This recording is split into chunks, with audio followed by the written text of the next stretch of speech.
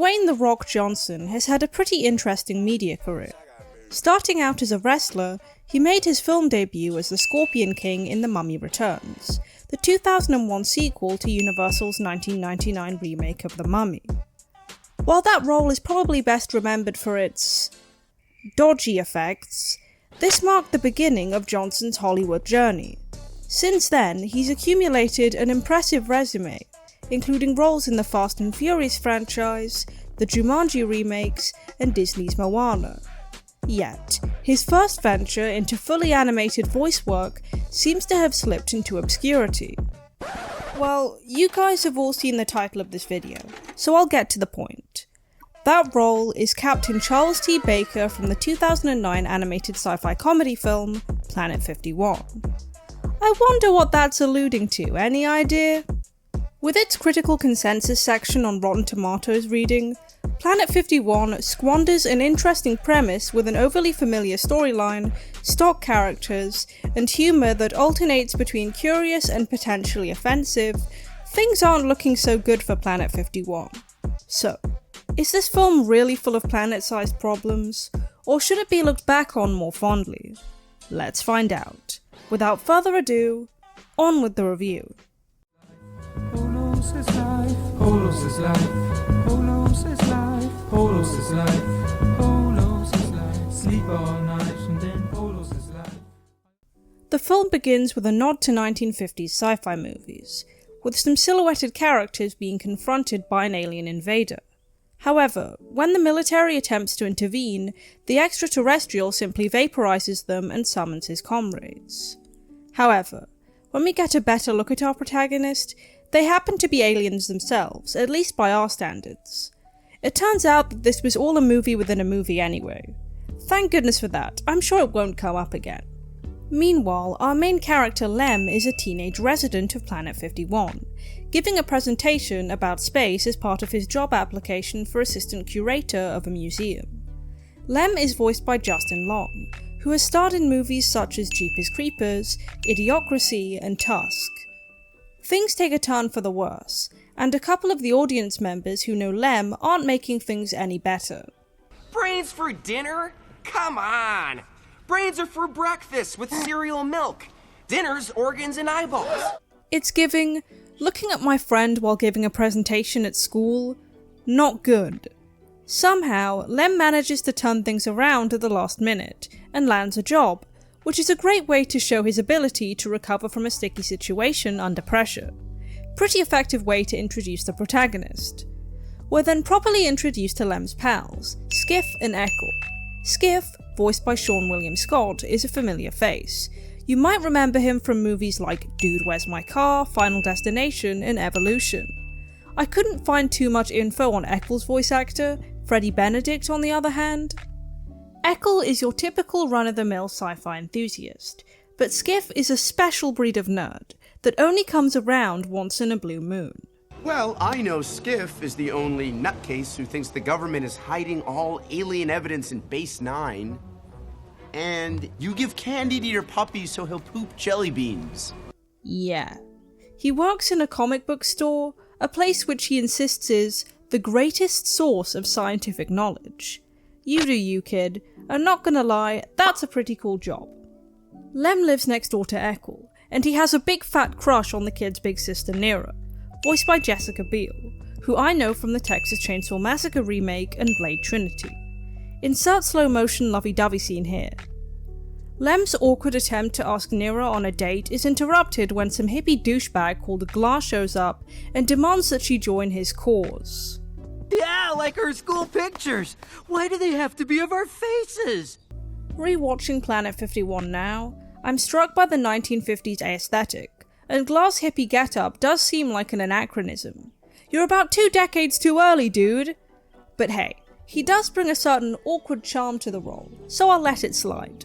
That evening, a NASA probe named Rover comes back online, and its dog-like behaviour and design are pretty sweet. Not long after its arrival, a spaceship lands right in front of Lem's house. What the? Duck? Yeah, this guy is way too into his job. This is Chuck T. Baker, the astronaut I mentioned in the intro for this video, voiced by Dwayne "The Rock" Johnson. As he wasn't expecting the planet to be inhabited, the alien families have him running around like a headless chicken. You'd think that they'd train these astronauts for this kind of situation, right? I mean, if he's scared, he should just head back to his ship. Guess that's what happens when people are scared like that. They do stupid stuff. Chuck ends up aimlessly running up and down the neighborhood, leaving a path of destruction in his wake. This movie's tone and sense of humor is on full display during this sequence. They even parody E.T. here. News has spread about Chuck's landing by the following day, leading to heavier police activity and training for citizens. While at work though, Lem finds an unexpected guest.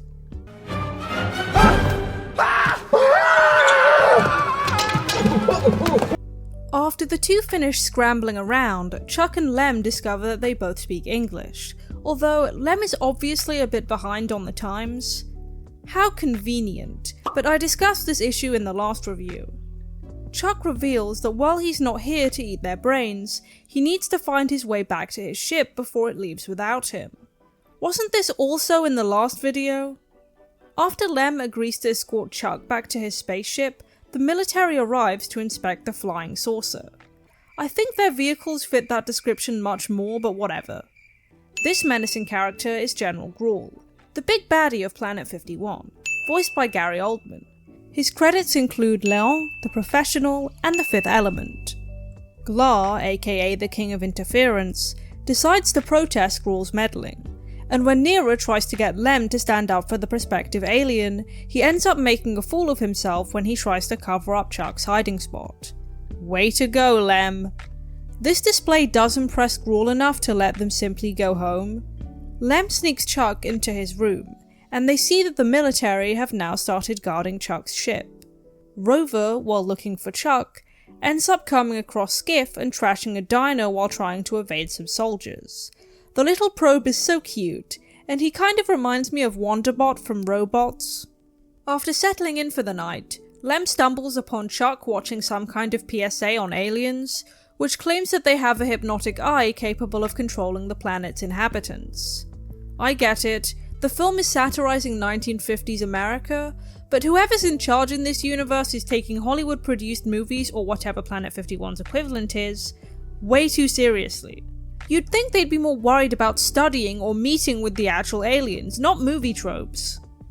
This little weirdo is Professor Kipple, a so-called scientist and complete scam artist who claims to have an ability to discriminate between alien mind slaves and regular... whatever we're gonna call these guys. Planet 51ians. Planetarians? 51lings? Yeah, I don't know.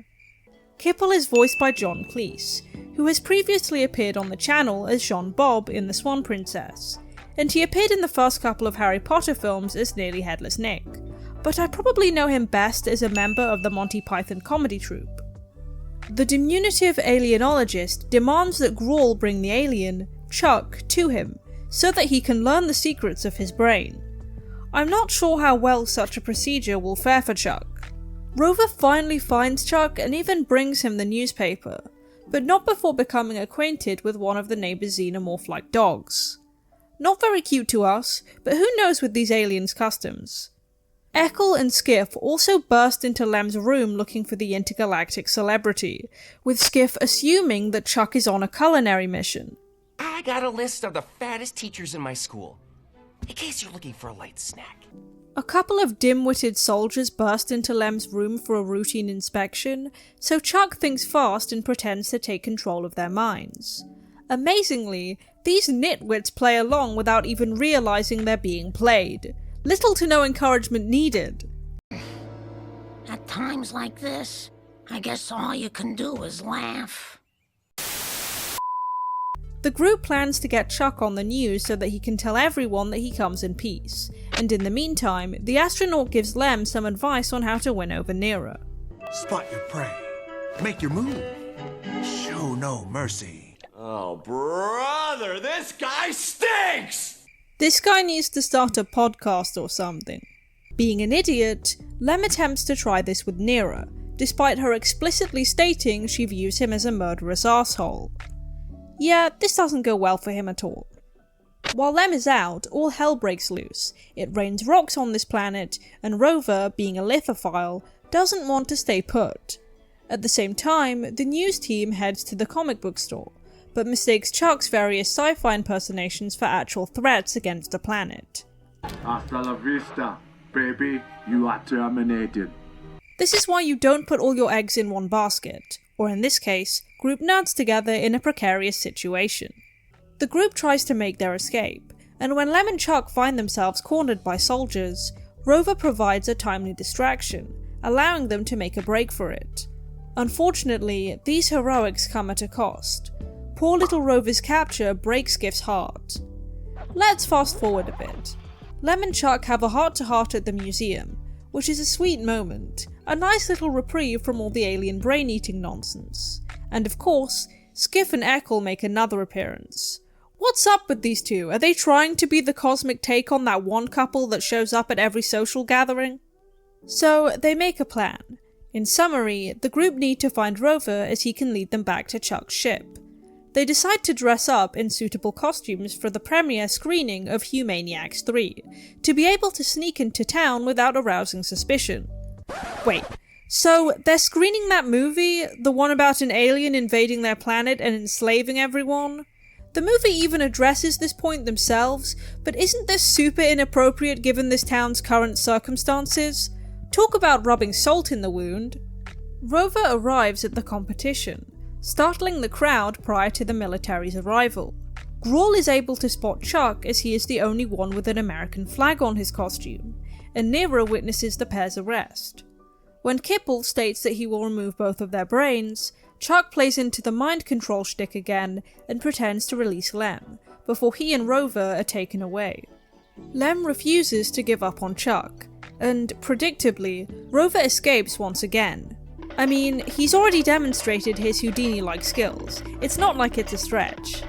The probe leads the group to a gas station, where Skiff tries to swipe a bottle of cola, only to accidentally trigger the entrance to Base 9. This movie's tongue-in-cheek nod to Area 51.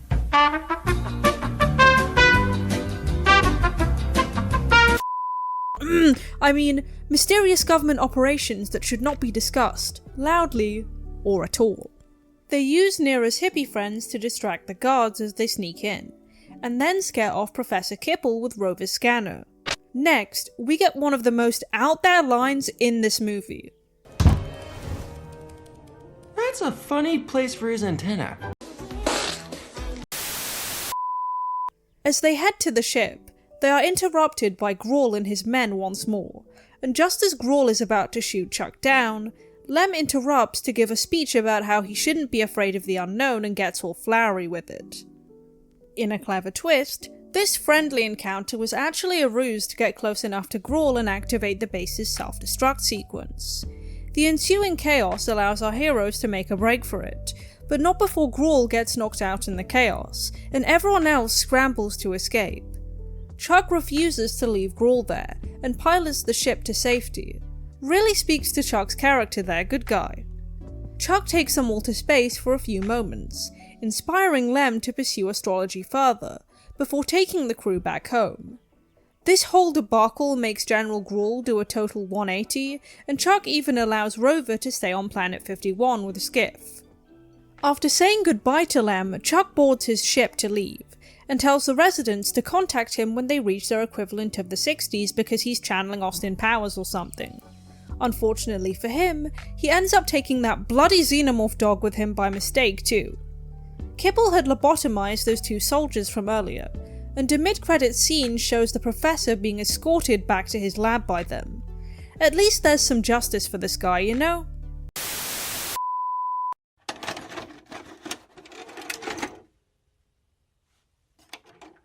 Now that we've recapped the events of Planet 51, let's discuss what's beneath this film's surface. At a glance, Planet 51 is a light-hearted science fiction comedy that's about exploring the unknown and standing up for what's right. But when you peel back its layers, the film tackles some surprisingly mature themes that add depth to its otherwise rather silly humour. Let's start with Skiff, the lovable conspiracy theorist who's convinced of alien invasions and government cover-ups. His peers don't take him seriously, but what's interesting is that at least one of his wild speculations actually pans out. This says a lot about the world building in Planet 51, it's more than just a playful extraterrestrial adventure. Lem's own obligation to deceive not only the authorities, but also his loved ones, all at his own expense, to protect an alien he barely knows, is also a surprisingly heavy topic for a family film. It's literally the reverse of E.T. The powers that be not always being as benevolent as they seem continues this trend of ideas. Professor Kipple is dishonest, and misrepresents his abilities in order to further his research. Not very ethical if you ask me. Grawl, on the other hand, is genuinely convinced that Chuck is a threat to his home, making his plight more noble. The incompetent subordinates under their command only add to the chaos, and all of them jump to conclusions that put the life of an innocent being in peril. In reality, they're the threat. It illustrates the film's wit and sense of irony that manages to poke fun at these characters and concepts without ever becoming too preachy. I think that the 1950s setting that Planet 51 provides was an excellent choice for this story. This was an era of great upheaval, fresh from the Second World War, and was ripe for exploring themes of government distrust, fear of space exploration, and the unknown. The same anxieties presented in this very film. These concerns are even visible in the silly horror sci-fi movies from this period. The Blob, The Thing from Another World, The Day the Earth Stood Still, even questionable stuff like Plan 9 from Outer Space wasn't exactly subtle about what it was going for. I can't deny that I like this movie. It does have a charm to it that I've come to appreciate more as an adult. Not only is the writing clever in terms of contextual clues and settings, but it's full of fun pop culture references that are woven into its universe without feeling like a desperate attempt to be relatable to the audience. It's a refreshing change from characters breaking the fourth wall for no apparent reason. The only other film that I can think of that has the exact same thing going on is DreamWorks' Monsters vs. Aliens, but I have to say I prefer this movie.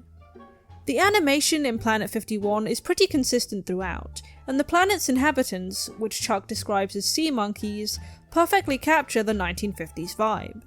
The muted colour palette and background designs also do a great job of evoking this era, so I have no complaints on that front. That being said, the animation style does scream, this is the late 2000s and we're not Disney. So, what is the general consensus about this film? Planet 51 only has an audience score of 40% on Rotten Tomatoes based on over 250,000 reviews. Yikes. The user reviews seem pretty mixed, varying from, I found the movie to be hilarious, don't take it too seriously and you'll fall in love with the cliché green aliens in their UFO houses, it's a funny movie, to, so bad it's the worst movie ever. It does score higher on IMDb with a score of 6 out of 10 based on 59,000 reviews, and the user reviews do seem to assess the film more favourably for the most part. It seems like we have a Pinocchio's revenge situation here, people. Let's take a look at Letterboxd. 18 fans have given it an average score of 2.3 out of 5, which isn't too bad, but come on man, cut this movie some slack. Expectedly, the reviews for this movie vary wildly. Here are some of my favourites, from lowest to highest.